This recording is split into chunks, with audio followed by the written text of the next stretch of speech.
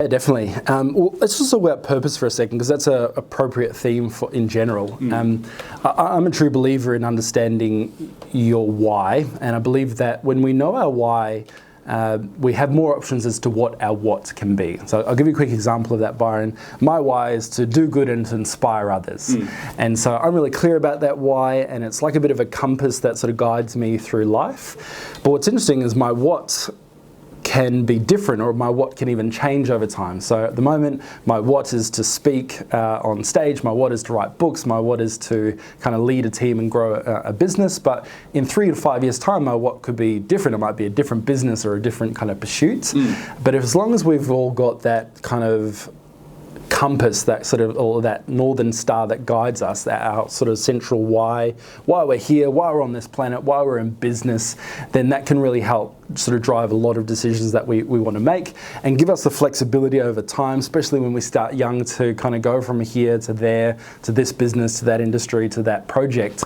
As long as it's all under that same sort of theme or same guidance as why we're here, what our major purpose is, then we're still in the right direction. We're still heading in the right direction. I love this. I love this a lot. And if anyone listened to my podcast last week, which was with Nicole Hathley, so what we're talking about is you should have a call to action for yourself. Like when you meet someone, you should have something that you can just say, so that if they have connections, they can connect you to that person, basically. And basically your call to action would be your compass as well. If you figure out what your compass is, you can figure out what your call to action is. So every time you meet someone, you can say, I want to be Australia's biggest accounting firm. And if they can help you some way, they probably will. They might not be able to, but then you've lost nothing. And so if you can figure that out earlier on, I don't know if I've figured it out. I'm still I've kind of got it, but I haven't got it as succinct as you said it. I think it's super powerful. Yeah. Well, couple of tips. Here's 3 questions you can ask yourself to start sort of the process of discovering your why. Before I share those 3 questions, one of my favourite quotes on this topic is by Mark Twain. I don't know if you've ever heard of it, but he says the 2 most important days of your life are 1, the day you're born, and 2, the day you find out why, or your purpose. And so we're all here, we're on this planet, we're alive, we kind of ticked off that first goal. The second question we need to constantly be asking ourselves is why are we here?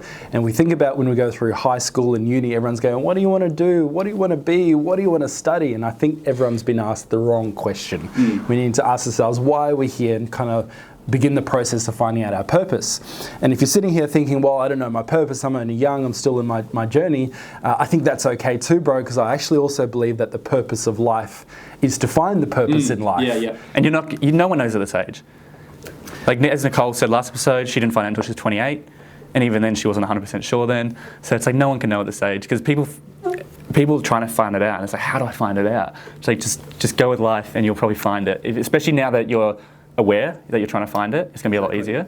Definitely. And so a couple of tips as to the direction you might want to look is, think about the stuff that, ask yourself, what do you love? Like, what are you super passionate about? What would you do if you could just do something without getting paid and do it for the rest of your life? Those sort of 3 questions will give you a bit of an insight or a bit of a direction as to where to look.